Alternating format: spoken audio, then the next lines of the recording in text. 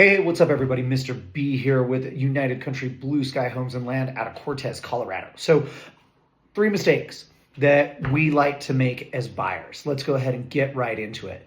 Number one is feeling like we're wasting our buyer's agent time by going and looking at houses. Okay, this is not a waste of your agent's time. And if they are making you feel like that, get yourself a new agent. All right, it is 100% in your benefit if you are looking at as many houses as you possibly can. You want to be just as educated on the homes that are available and the prices that they are selling for as much as anybody else. All right. I strongly advise you to see as many homes as possible. You are not wasting your real estate agent's time. In fact, you're helping them and encouraging them to continue to learn more about that active inventory. Number two, not being pre-qualified. Now, I know we scream about this, but this is 100% a huge mistake that buyers make going into the process of buying a home. I always like to talk about don't be house poor. Okay, so you really want to have a good understanding of your finances. It's a hard word. Okay, sometimes couples don't even talk about it amongst themselves. All right, it's a really icky word in our society, but you really want to have a strong idea of your purchasing power, because it's really easy, especially when you're looking at homes, to get big-eyed, and like, oh my God, I love this place, I want to have it, and it's got a price tag that's 20% above your pre-approval or what you could be pre-approved for. And so you go in there and then you get disappointed in the process because you weren't looking at it from a strong reality. Like, you can't afford that home based on X, Y, and Z, whether it's your debt to income ratio or just your income in general. All right. So that is something that happens to us as agents all the time when we're working with buyers that haven't taken the time to be pre-qualified, is that they go to see a house that they love, and then the houses that they can't afford later on don't live up to the expectations of what they want. Being pre-approved just kind of keeps your feet on the ground. Okay, so it is absolutely essential that you are speaking with a lender. If you don't, again, like the lender, please ask your realtor for some recommendations, some other people. Your realtor should have 5 or 6 different lenders that he's had a ton of, or she, for that matter, has had a ton of experience with and likes and wants to work with and knows that they have a program for you. Okay, and then finally, the next biggest mistake that we make as buyers is not making our agent go over the contract with us before we submit it.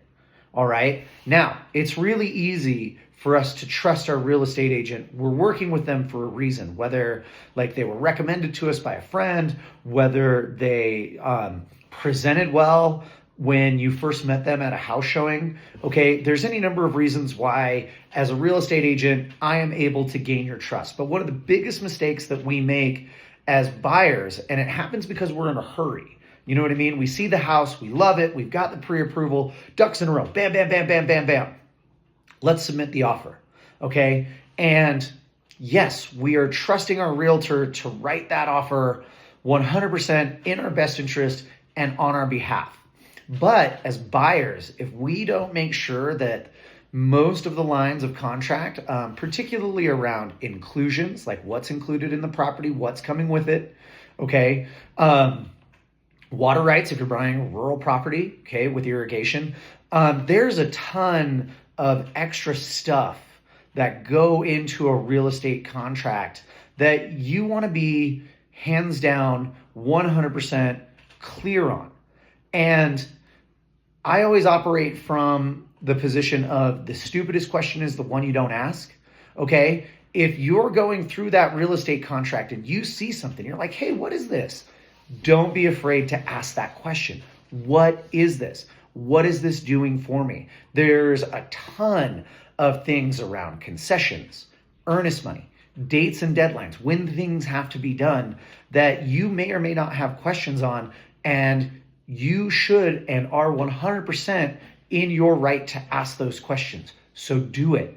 Ask your questions, even if it feels like a mundane question, even if your realtor rolls your eyes because they've answered this question 800 million times. If you don't know, it is your realtor's job, that's me, to explain it to you and hold their feet to the fire, man. Realtors make good money when a transaction closes.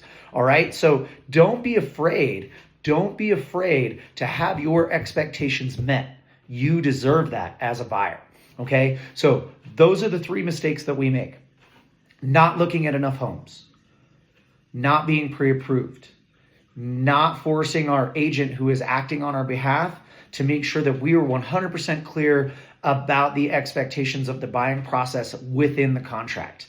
All right, guys, my name is Derek Beckman. I really hope that you guys like this video. If you find any value in it whatsoever, please hit that subscribe button. It helps me keep my content coming out every single day. And I look forward to seeing y'all out there either buying property or selling property. Until next time, guys, have a good one.